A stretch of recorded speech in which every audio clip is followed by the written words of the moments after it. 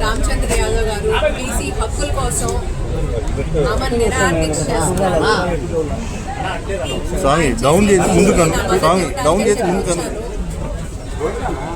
ఆయన అడిగే కోరికలు పెద్ద కోరికలేం కాదు, చాలా తప్పకుండా చేయగలరు.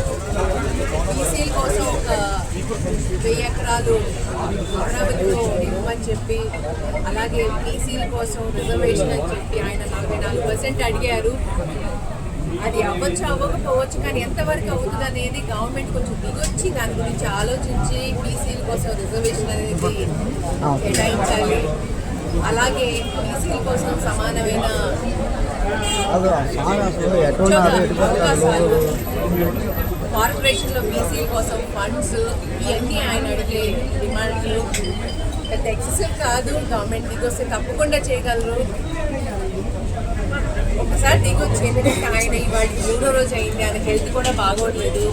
దయచేసి గవర్నమెంట్ దిగొచ్చి డిమాండ్స్లో అట్లీస్ట్ కొంచెం నెగోషియేట్ చేయడానికన్నా ఎవరన్నా పంపిస్తే బాగుంటుందని చెప్పి నేను అనుకుంటున్నాను. బీసీల కోసం ఆయన చేసే పోరాటాన్ని